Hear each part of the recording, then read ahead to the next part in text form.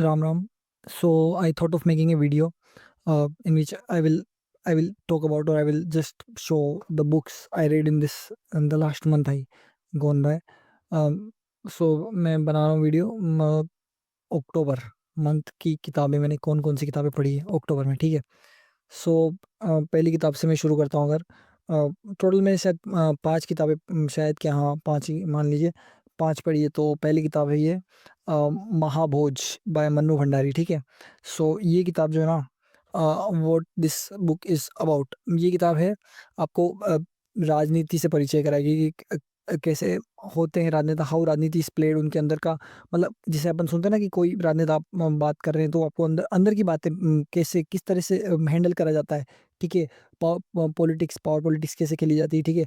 How power is never absolute, कोई अगर गद्दी पे जाके बैठ भी गया है ना, तो भी उसके ऊपर उसको कितने सारे अस्थि-पंजर सँभाल के रखने पड़ते हैं। देयर इज़ नो कि आसानी से आप बैठ के चले गए। और गरीबों की जो दशा होती है ना राजनीति में, और आप इसमें और वी ऑल नो कि आप किसी भी तरफ पे चले जाओ in a democracy, corruption, corruption, corruption वो है।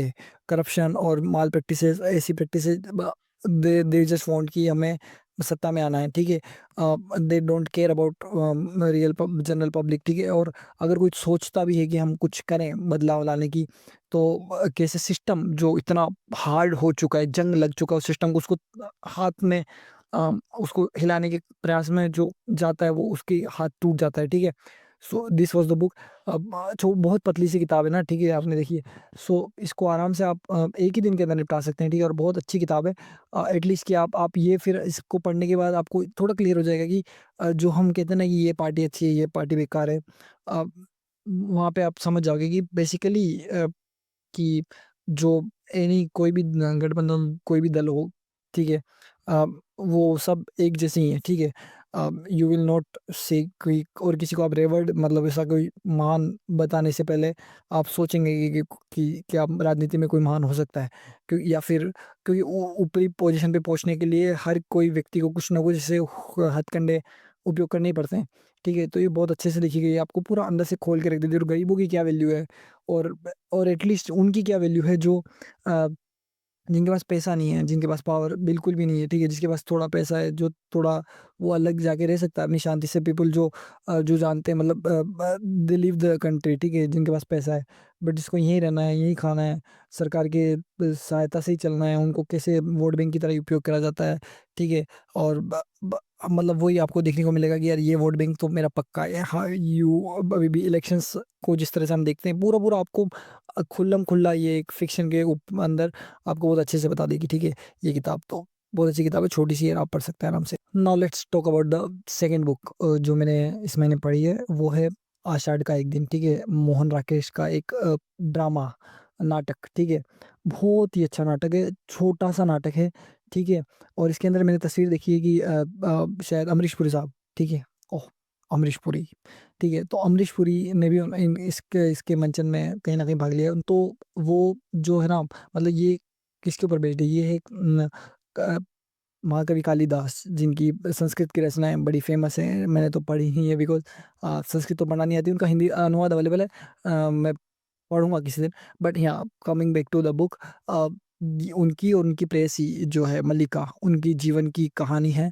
अ, यथार्थ और भावनाएँ, ठीक है? वो उसका बीच का द्वंद, और कैसे समय आप जैसे किसी चीज़ को पीछे छोड़ के चले जाते हो, जिस वक़्त आपको वो चीज़ आपके लिए अवेलेबल है और आप उसको छोड़ के जा रहे हो, सो वो आपके लौट के आने पर वो चीज़ वहीं रहे, ऐसा ज़रूरी नहीं है, ठीक है?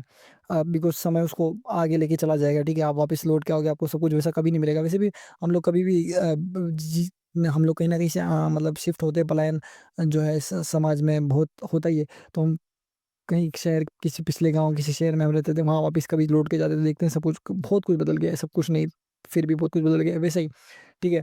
और बहुत ही अच्छे से संवाद लिखे गए हैं, बहुत गहरे-गहरे संवाद हैं। आपको अंदर से मतलब आपको वो फर्स्ट टाइम मैंने जब पढ़ी थी, तो मेरे को तो आई ए टीयर्स इन माय आईज़।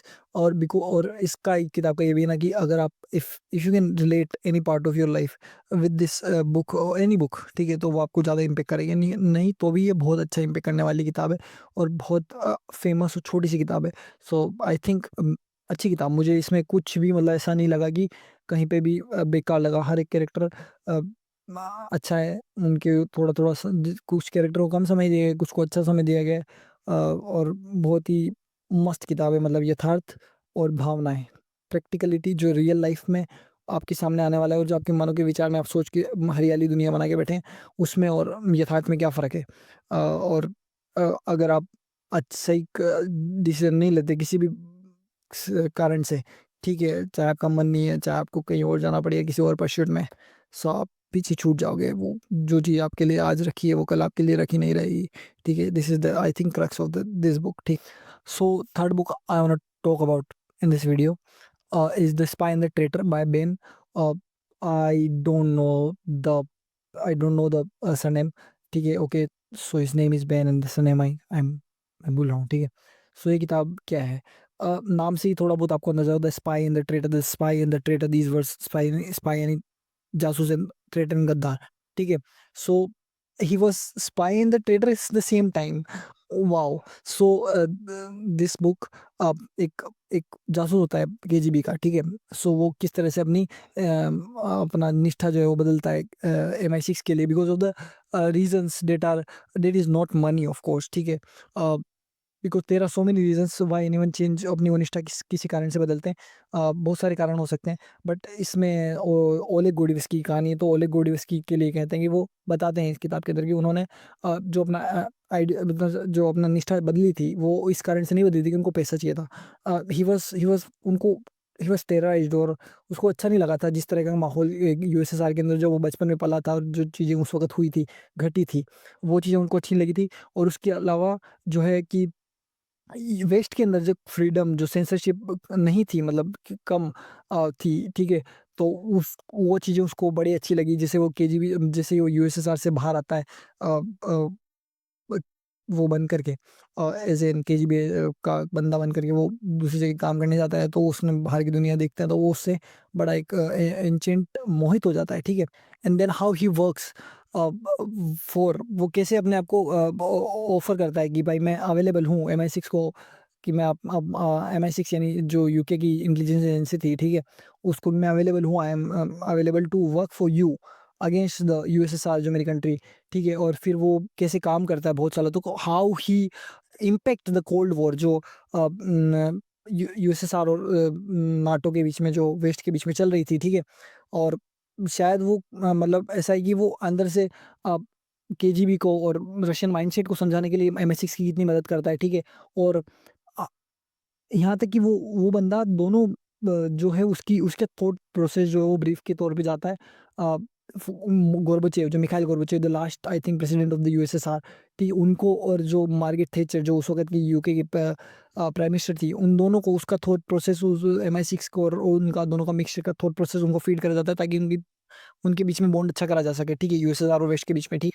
और आपको मतलब ये इंटेलिजेंस स्पाई एजेंसीज़ और स्पाई स्पाई यूनिवर्स जो होता है ना, कि कैसी दुनिया होती होगी उनके अंदर का, आपको काफ़ी जो प्रैक्टिकल, जो रियल पता लगेगा। एक होती है फ़िक्शनल कहानी और एक होती है रियल कहानी, ठीक है। तो इसमें आपको और ऐसा है कि ना, कि कुछ जो फ़िक्शन मतलब जो रियलिटी होनी कभी प्लान के अकॉर्डिंग नहीं चलती, वो आपको इसमें पता लगेगा, ठीक है। और मतलब how KGB and MI6 used to perceive, उनका जो आपस में क्या परसेप्शन था, ठीक है। केजीबी के लिए और USSR के लिए तो आयरन कर्टेन तक का शब्द यूज़ करते थे वेस्ट में, ठीक है। और वो इम्पेनिट्रेबल जैसा था वो USSR एक वक़्त, कि उसके अंदर आप अपना कोई मोल बिठा दो, अ, वो बहुत ही मुश्किल था। And then in the end the exfiltration plan, उसको जो निकाल के लेके आए ना, मतलब भगवान ही मालिक है जिस तरह से निकल के आया, आपको बड़ा लगेगा कि ये निकल कैसे गया, क्योंकि जिस तरह से हवा बनाते हैं USSR का, और हवा मुझे लगता है सही ही बनाया गया। केजीबी का even in living in India हमको बड़ा सुनने को मिलता है कि any intelligence agency, famous intelligence agencies, तो उसमें आता है मोसाद। केजीबी अब केजीबी रही नहीं, उसका नाम बदल गया है, क्योंकि वो USSR के टाइम पे थी और अब रशिया है, ठीक है। तो कुछ और नाम है, मुझे नहीं पता। तो केजीबी इतना फेमस नाम है कि इवन इन इंडिया सिटिंग हमको पता है कि केजीबी जैसा कुछ था। मोसाद का हमने जो शायद इजरायली एजेंसी, उसका नाम सुना है, और CIA ऑफ कोर्स, जो उसके पास इतना माइट है, मतलब, तो उसका नाम सुना है। तो आपको इंटेलिजेंस एजेंसीज़ की वर्किंग पता लगेगी। एक्सफिल्ट्रेशन प्लान जो था, मतलब मज़ा आ गया उसको देख कर के, ब्रेथ टेकिंग, ठीक है। इसमें बहुत सारे, और फिर बाद में मैं बाद में के बीच-बीच में जो बहुत सारे रिफ्लेक्शंस आते हैं, और आपके इसके अंदर बहुत सारी तस्वीरें देखने को मिलेगी जो रियल लोग थे, ठीक है। सो या it's a good read, fiction की तरह चली जाएगी किताब। ऐसा भी नहीं बोलूँगा मैं क्योंकि थोड़ा-थोड़ा इसमें थोड़ा आएगा कॉन्टेक्स्ट, हिस्ट्री बुक की तरह काम करती है ये, ठीक है? आपको कोल्ड वॉर समझने में मदद करती है, ठीक है? तो ये फ बट ऐसा भी नहीं कि ये बहुत ज़्यादा तकलीफ देगी, अगर एक फ़िक्शनल रीडर है ना, तो उसको मज़ा तो बहुत आएगा इसके अंदर पढ़ने में, ठीक है? So this was my third book. Now the fourth book that I read this month was Chandrakanta, ठीक है? आई थिंक उनका देवकीनंदन खत्री, चंद्रकांता बाय देवकीनंदन खत्री। सो ये किताब जो है ना अ मज़ेदार किताब है यार। इसके ऊपर एक सीरियल भी बना हुआ है शायद दूरदर्शन का, ठीक है? सो फैंटेसी नॉवल है ये, इंडियन फैंटेसी नॉवल, ठीक है? आपको आपको आप ये this is not a normal, मतलब कि सिंपल नहीं है कि ये सब, हाँ, फैंटेसी नॉवल बोल के मैंने वैसे क्लियर कर दिया कि फैंटेसी नॉवल है, इसमें आपको स्वीकार करना पड़ेगा जो रियल नहीं है, ठीक है? पर ब काफ़ी चीज़ें बाद में जाकर के लेखक जस्टिफ़ाई कर देता है। तो इसमें एक खोजबीन चलती है, एक भूल-भुलैया तिलिस्म जिसे बोल सकते हैं आप, एक प्रकार से एक ऐसा कुछ बनाया गया है जिसको आपको पहेलियों की तरह सुलझाना है, उसके अंदर जाना है, उसके अंदर खजाना निकाल के लाना है, ठीक है? एक राजकुमारी है, उन दोनों को मिलना है, एंड देन उसमें बीच में कितनी अड़चनें आती है, ठीक है? अड़चनों पे अड़चनें, अड़चनों पे अड़चनें, अड़चनों पे अड़चनें, और देन बीच में आपको बहुत सारा ऐसा लगेगा कि यार भाई ये हो क्या रहा है? मतलब मैजिक कुछ अजीब-सा अलग-अलग हो रहा है, and in the and you will notice कि यार वो लेखक आखिर में आके सब जस्टिफ़ाई कर देता है। It's of course not practical, but वो जस्टिफ़ाई कर देता है काफ़ी सारी चीज़ें, और हम ये भी मान सकते हैं कि कुछ चीज़ें इनमें से प्रैक्टिकल भी होती होंगी कभी, ठीक है? आज इतनी कलाएँ नहीं है, बट उस वक़्त कभी किसी ज़माने में होता होगा, ठीक है? सो मज़ेदार किताब है, मतलब आपको यू नो कि एक एक एक बुलबुलैया उसको खोल रहे हैं, ठीक है? मस्ती से चल रहे हैं, प्रेम कहानी चल रही है, ठीक है? मतलब आनंददायक किताब है, ठीक है? और जो जानते हैं, जिन्होंने सीरियल देखा है, वो तो जानते ही होंगे कि कैसा है ये, मस्त किताब है। So I think it's a simple read, छोटी, मतलब बहुत ज़्यादा छोटी भी नहीं है, और इसमें कुछ क ज़्यादा कठिन भी है, थोड़ा बहुत उर्दू शब्द ज़रूर आता है इसमें, ठीक है? उर्दू आती है, तो उसके अलावा इसमें कुछ ऐसा डिफ़िकल्ट नहीं, हिंदी की किताब है, तो हिंदी पे वही इतनी तो है कि अपन आराम से इसको पढ़ सकते हैं इसमें। कोई अंग्रेजी किताब नहीं, क्लिष्ट शब्द नहीं है इसमें, आराम से पढ़ी जा सकती है, और हँसी-हँसी में निकल जाए इसमें से, आप कुछ डीप फिलोसॉफिकल निकालो, ऐसा ऐसा मुझे नहीं लगता कि कुछ है इसमें। The fifth book I want to talk about that I read this month is Godan by Munshi Premchand, ठीक है? तो ये कहानी ना आपको जब ये किताब लिखी गई थी 1936 में, ठीक है? उनकी लास्ट नॉवल थी प्रेमचंद जी की। सो वो ये किताब जो है ना, उस वक़्त का जो आपको सोशल स्ट्रक्चर है भारत का, वो दिखाता है, ठीक है? और ऊपरी सोसाइटी, उनके उनके मन के अंतर्द्वंद, और जो गरीब लोग हैं उनके मन के अंतर्द्वंद, उनकी समस्याएँ, ठीक है? गरीबों की समस्याएँ इतनी ये खुल्लम-खुल्ला दिखाते हैं, और इतनी कठिन ज़िंदगी उस वक़्त रही होगी, वो दिखाते हैं, ठीक है? महाजनों का वो क्या बोलते हैं, ज़मींदार महाजन और उन सब का बोझ, करप्शन, ठीक है? और क्या वो, मतलब जो गरीब आदमी है जिसके पास कुछ बोलने का अधिकार नहीं है, वो अपनी ज़िंदगी पूरी सूद देते खत्म हो जाती है, एक के ऊपर एक, ये काम नहीं हुआ तो इस काम के लिए ब्याज पे पैसा लेना, और उसको कभी पैसा कभी चुकता ही नहीं है, ब्याज ही ब्याज चुकते-चुकते ज़िंदगी खत्म हो जाती है आदमी की, ठीक है? सो ये दिखाया गया। ऊपर के लोग, उनके मन के अंतर्द्वंद, ठीक है? कि व्हाई दे आर डूइंग, उनके पास इतना पैसा है तो वो, उनको क्या समस्या हो सकती है? गरीब आदमी सोचता है कि जब कि पैसा आ जाएगा तो सब समस्या सॉल्व हो जाएगी, बट जो ऊपरी लोग हैं उनको क्या समझ, उनको और चाहिए 99 का फेयर, ठीक है? 99 का फेरा जिसे बोलते हैं ना, एक और, उनको और चाहिए, उनको किसी को मान मर्यादा, प्रतिष्ठा का ध्यान रखना है। किसी का चरित्र ही ऐसा बन गया कि यार मुझे तो पैसा चाहिए बस, आई डोंट नो, ठीक है? सो और फिर उसके बाद आपको मतलब थोड़ा-सा सेवा भाव, वो भी जो मालती और मेहता, इन दोनों के कैरेक्टर से देखने को मिलेगा। मालती का कैरेक्टर जो लास्ट में जाके बन जाता है सेवा भाव, ठीक है?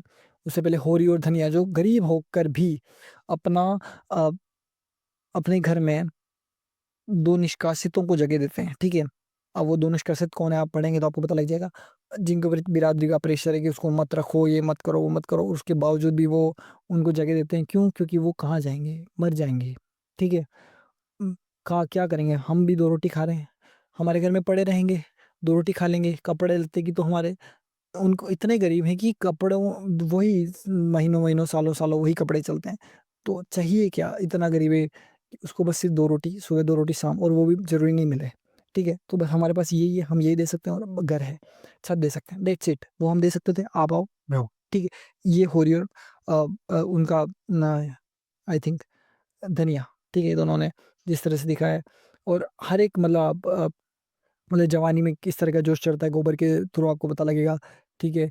और एक एनिमल इंस्टिंक्ट्स आपको पता लगेगी जो होती है ना, कि बोलते हैं क्या बोलते हैं, उम, एक जो एंगर, जो लस्ट, ठीक है, लड़ाई झगड़े, ठीक है, एनवी जो होती है ना, मतलब जलन, ठीक है, वो सब आपको इसमें देखने को मिलेगी, जो सम ह्यूमन के लिए आम है। हम लोग कितना भी वो हो गए हों, अपने आप को कहेंगे हम सिविलाइज्ड हो गए हैं, आज भी मैं बिल्कुल जितना मैं समझता हूँ कि ये सारी चीज़ें आज भी same they are available in the society. बहुत ज़्यादा कुछ बदला नहीं है। यस, थोड़ा-सा उतना क्रूरता शायद आज ना होती हो जितनी उस वक़्त दिखाई गई है, ठीक है।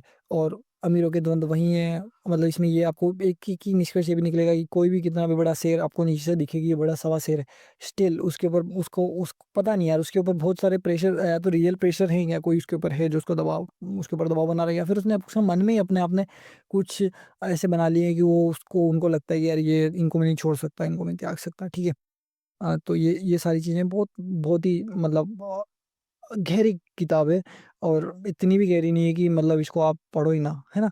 कुछ वो किताबें होती हैं ना जिनको इसको ना हल्के-हल्के चलते-चलते आपको एक डीप क्वेश्चंस करेगी, और उनके आंसर भी दे दी जाएगी, ठीक है? तो या और ऑफ कोर्स इसके लिए मुझे बोलने की भी ज़रूरत नहीं होनी चाहिए, ये पढ़नी चाहिए आपको, बिकॉज़ इतनी फेमस किताब है। प्रेमचंद जी का एक बहुत ही प्रमुख उपन्यास है ये, ठीक है? So these were the 5 books. I think first was my uh Mahaboj by Manu Bhandari. Second was Ashad Ka Ek Din by Mohan Rakesh. The third was The Spy and the Traitor by Bain. I think मैं surname फिर भूला. And the fourth was mm, uh, Devkinandan Khatri ji की किताब Chandrakanta. And the fifth one was this book Godan by Munshi Premchand. So ये 5 किताबें मैंने पढ़ी है। इनमें से अगर कोई एक किताब अगर किसी को पढ़नी हो ना, अ अ, तो अब वो डिपेंड करेगा कि आप क्या पढ़ना चाह रहे हो। अगर इंडियन रूट्स और इंडियन पास्ट से आप पढ़ना चाह रहे हो तो आपको गोदान पढ़नी चाहिए। अगर आपको स्पाई वगैरह में इंटरेस्ट है ना, ठीक है, सो आपको और आपको कोल्ड वॉर और उस वक़्त आप how the powers perceive of them each other, ठीक है, और कैसे पावर गेम चलता है थोड़ा बहुत तो आपको the spy and the traitor पढ़नी चाहिए। आपको थोड़ा बहुत लव के अंदर इंटरेस्ट है, जियोपॉलिटिक्स अगर आपको समझ थोड़ा बहुत, तो आपको the spy and the traitor पढ़नी चाहिए। और अगर आपको फिर प्रेम कहानी और अ, विरह, दर्द, ठीक है, छूट जाना, कुछ किसी का ना मिलना, वो सब अगर आपको पढ़ना है और उसके अंदर घुसना है, तो आपको ये पढ़नी चाहिए। आई थिंक अ, मोहन राकेश का जो ड्रामा है आषाढ़ का एक दिन। अगर आपको पॉलिटिक्स समझनी है, जो सामान्य पॉलिटिक्स, डेमोक्रेटिक पॉलिटिक्स जो है उसको समझना है, तो आपको ये पढ़नी चाहिए, क्या बोलते हैं, महाभोज, मन्नू भंडारी जी की। और आपको यूँ ही मज़े लेने हैं, ठीक है, तो आपको चंद्रकांता पढ़नी चाहिए बाय देवकीनंदन खत्री जी, ठीक है। तो इसमें से मैं क्या स्टैंड आउट निकालूँ? आपको मैंने सारे को बता दिया कि आपको किसको क्या पढ़नी चाहिए। So you can choose it by your own. आप अपनी दिमाग से आपकी अम चूज़ कर सकते हैं कि आपको क्या पढ़ना चाहिए। So this was it in this video. Thank you for watching. और अगर आप अच्छी लगे तो आप लाइक, शेयर और सब्सक्राइब कर सकते हैं। और हाँ, और बस यही है। Thank you. राम, राम।